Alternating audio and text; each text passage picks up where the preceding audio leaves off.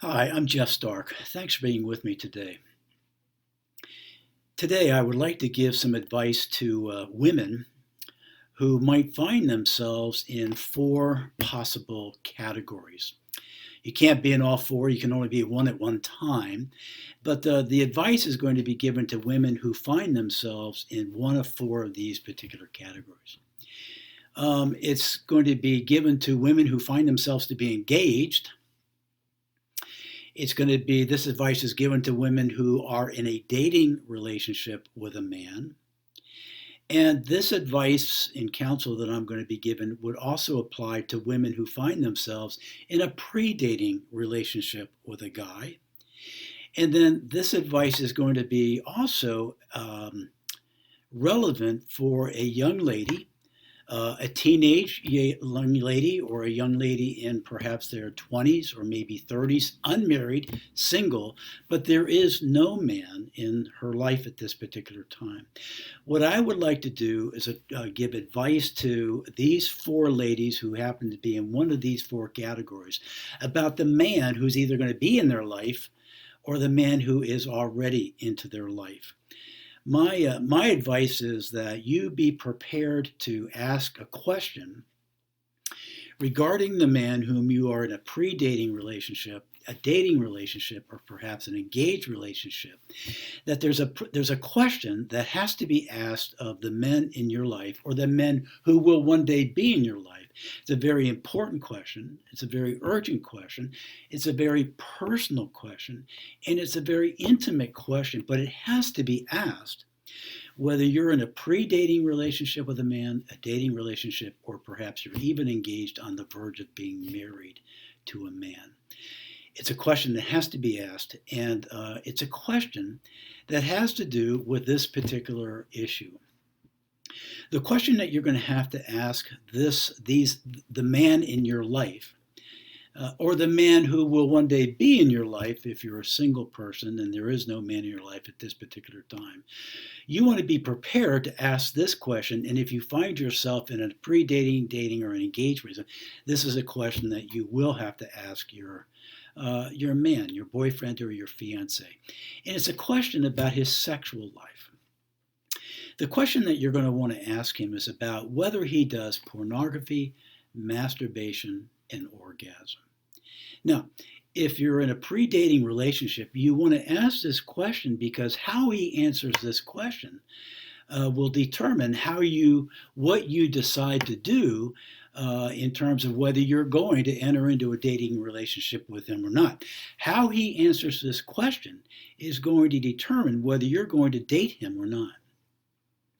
If you're in a dating relationship and you ask this question, how he answers this question about whether he does pornography and masturbation and orgasm in your life is going to have great bearing upon whether you continue in this dating relationship, or whether you have to get out of this dating relationship, or whether you push pause in this dating relationship, or whether you press through the dating relationship and eventually perhaps move on into engagement. But how he answers this question that you pose to him as in this dating relationship is going to have great bearing upon whether you get out of the dating relationship, you pause the dating relationship, or whether you continue in the dating relationship and perhaps proceed into the engagement relationship.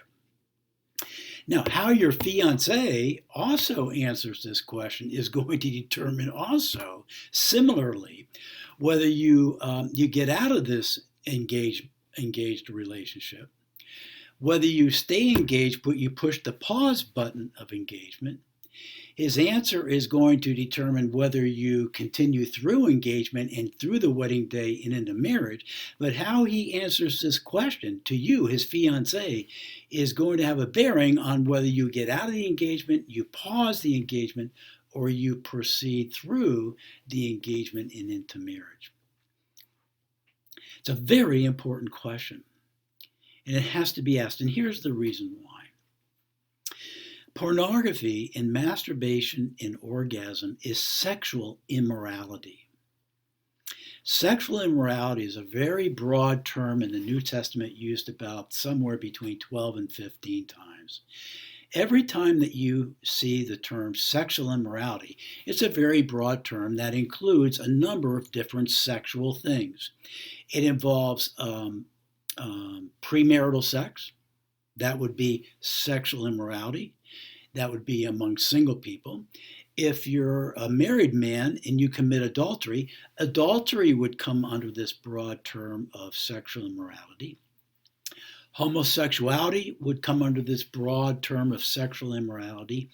And a man who does pornography, masturbation, and orgasm is also coming under this sexual immoral category. The man who does pornography, masturbation, orgasm is committing sexual immorality, similar to a man who is committing fornication with his girlfriend, similarly with a man who is married and committing adultery, or a man who is having sexual relations with a homosexual man. They all come under the category of sexual immorality. Okay, now, one other thing. Whenever this term sexual immorality is used in the New Testament, there's always a warning that goes along with it. And the warning is, if you practice all these forms of sexual immorality, you may not inherit the kingdom of God.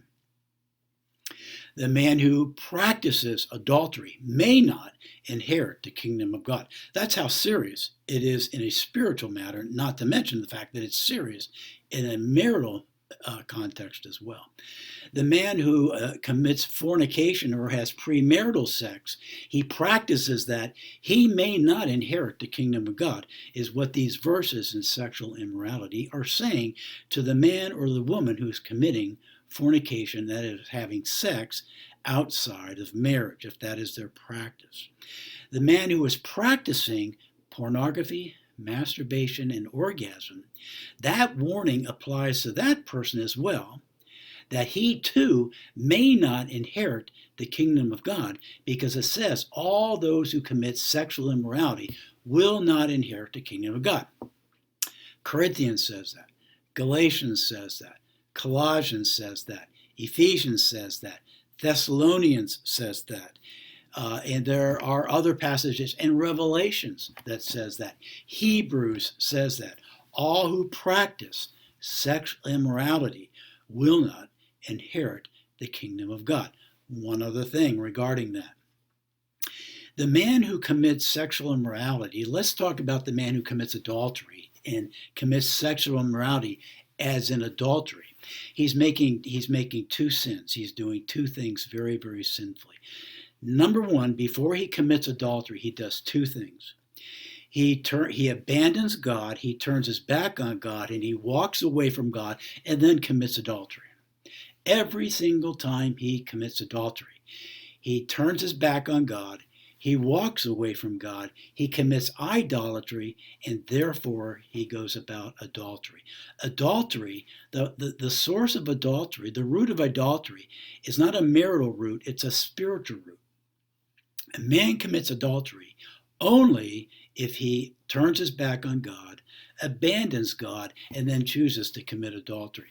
The man who walks with God doesn't turn his back with God and walks with God will not commit adultery. Okay? The man who does PMO, he turns his back on God, he walks away from God, and then he does pornography, masturbation, orgasm. Every single time a man does pornography, masturbation, orgasm, he has turned his back on God, walked away from God, abandoned God, and then goes about pornography, masturbation, and orgasm. So whether it's a single person who's doing PMO or a married person who's doing adultery, they're turning their back on God, abandoning God, and then going about their sexual immorality having done that. Additionally, the man who is married, he not only turns his back on God, walks away from God, but he also simultaneously turns it away from his wife, abandons his wife, and goes toward another woman and commits adultery in the process. So the adultery is not only turning his back on God and walking away and committing idolatry, but the man who happens to be married simultaneously turns away from his wife, walks away from his wife, abandons his wife, and commits adultery. So he's doing idolatry and adultery simultaneously, turning his back and abandoning God, and turning his back and abandoning his wife.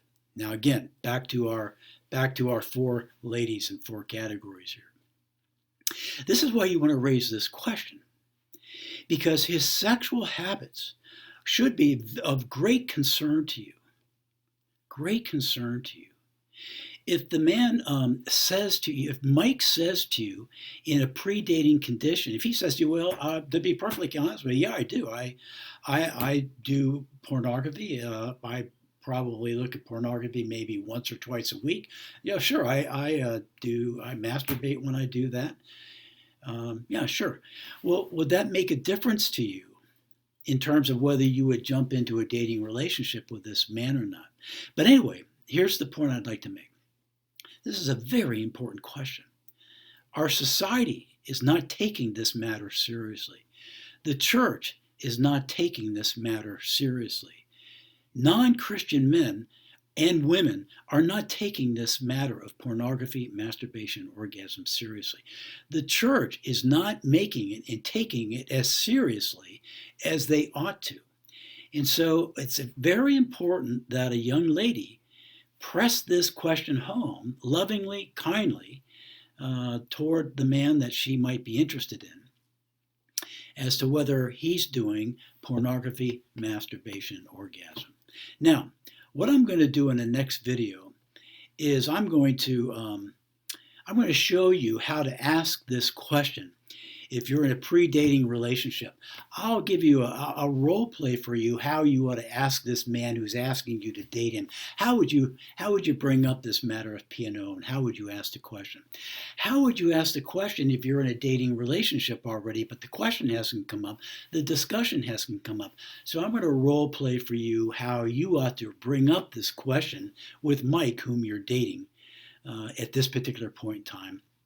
And then thirdly, if you are in an engaged relationship, I'm going to also tell you how you could bring this matter up of PMO in the life of your fiance, and whom you're going to marry, perhaps in the near future or in the distant future, but nonetheless, how do you raise this question, and how do you have this dialogue? I'm also going to role play this for you as well in the next video that we have in this series. Look forward to showing you in our next video how to bring up this very, very personal and very important question, and how to have this discussion with the man in your life. And now, if you're a single person but you don't have a man in your life, you ought to be preparing yourself in the event that a man does come into your life, knowing that you're going to have this conversation too. So stay tuned to the next video as well. Thanks for being with me.